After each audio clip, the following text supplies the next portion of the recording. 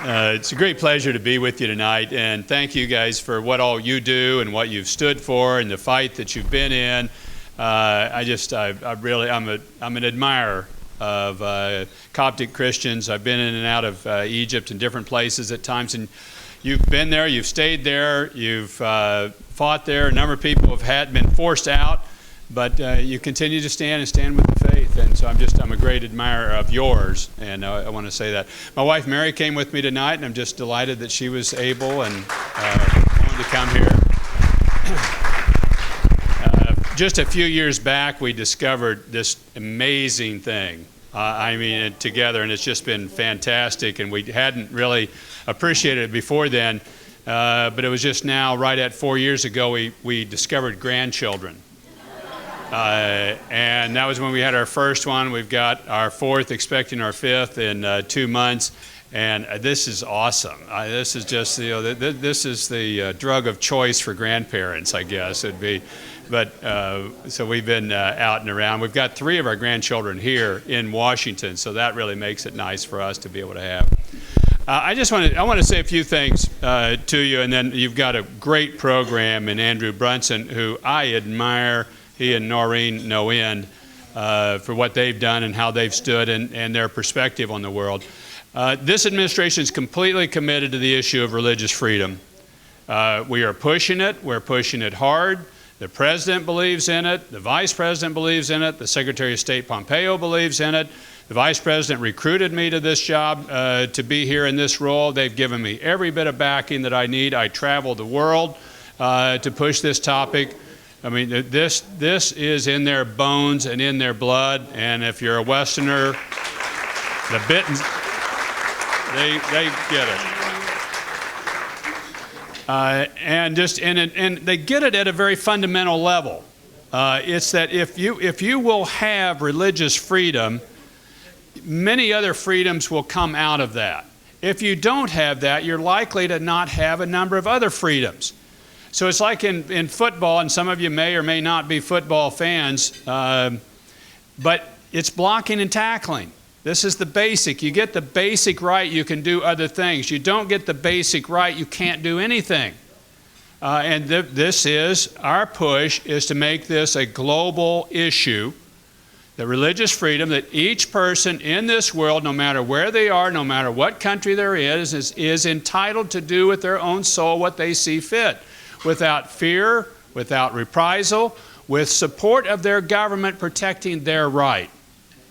So that was what the ministerial was about last year. We're going to have another one this year. The Secretary Pompeo was so impressed with what took place last year. The very day we're having it, he announces the next one. We're going to do it again next year. It's July 16th to 18th. We'll have 1,000 people here from all over the world. We'll have 30 people that have been persecuted for their faith, telling their testimonies and stories in front of other people. We've invited 114 countries to come to the ministerial itself. We're then pressing them to announce what they're going to do in their nation about religious freedom. We've asked other countries to hold regional events, and so far we've had 2. UAE has done 1, Taiwan has done 1. We've got them planned in several other countries already lined up to push the topic of religious freedom. We want you fully engaged in this. We want you engaged at the ministerial. You were just saying that the ministerial last year was like a big family reunion to you, because here were people who are advocates from around the world for this fundamental cause. And think about it just for a moment. Can there be a more basic right than religious freedom? This is your entitlement to do with your own soul as you see fit. Surely this is one of the great decisions God made, to give us freedom, because He knows we're going to mess it up. And He's going to have to clean it up. And He still does it. He still does it. But how precious this must be, this right to God. And what right does a government have to interfere with that then?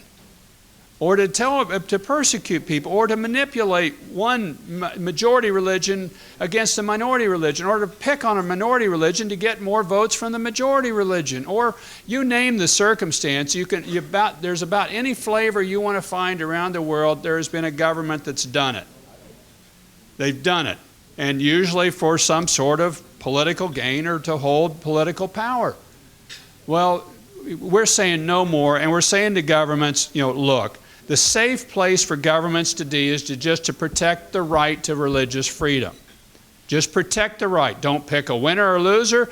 Don't say we like these guys, we don't like those guys. Don't do any of it. Just protect the right. You be who you want to be. As long as you're peaceful at it, you're protected, and that the government will stand there and protect you for that. So I honestly believe, we're at the beginning of a grassroots global movement for religious freedom. That this is going to really start taking off. I'm talking with a number of government leaders who are now much more committed to doing this. We're seeing some in the G7 start to step up. The Brits, who haven't been there for us previously, just issued a report about near genocide in the Middle East towards Christians. They actually use the word Christians, which in Europe, Western Europe, they've been kind of, we will protect everybody else, but I don't use that term because we're afraid of what it was meant in the past, and there was a colonialism, and you go on all this stuff, and then you're going, look, what's happened in the Middle East? You've had people just been driven out over decades and killed. And then our basic answer in the West has been, well, let them immigrate to the United States or Europe, and that's just kind of the way it'll be. Well, no, we're saying you ought to be able to live there, and you ought to be able to live free without reprisal, and you ought to be protected by your government instead of persecuted, and you ought to be protected from communal violence too. We protect everybody else, right? Shouldn't we protect you for your faith? So this is a different shift. Now, we're seeing a lot of help in Eastern Europe. I'm talking to more Muslim government leaders now who are saying this monochromatic vision of just having one brand of Islam in our country has not been good. It's not been good for us as a nation. It's not growing us. It's leaving us behind. And now this is the government leaders, and so everybody has to kind of play with how do we get from point A to B. But I'm as encouraged as any time that I've seen. At the same time, we see some of the most, to me, scariest tactics now being used in the world that we've ever seen on religious persecution, and they're being experimented with by the Chinese. What they are doing on the use of artificial intelligence and cameras and abilities to be able to follow people everywhere is really frightening to me. I think it's the future of persecution. You can get on a bus now in places in China and you don't have to do anything. The camera on the bus recognizes your face and in 3 seconds hits your credit card.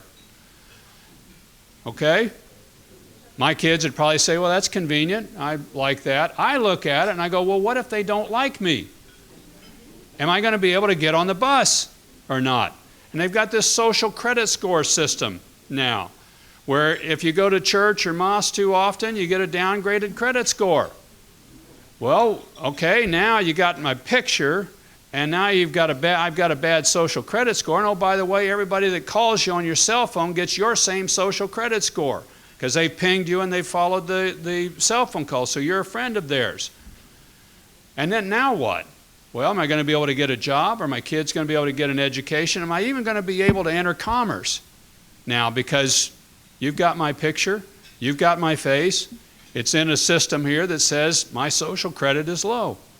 And they're starting to export this system. They've started it out on the Muslims in Xinjiang, but they're exporting it to other places. And so to me, this is the most concerning thing that's happening because I think the future of oppression may not be, I hope it's not going to be, as many people have been killed in the past. I hope it's not going to be as many people in jail have been in the past, but it could be people ostracized within their own society and economy and put on the margins in a very subtle way that they're out and they're free, but they can't participate. They can't buy and they can't sell. And to me, that may be the very future of what we're looking at and that we've got to fight against.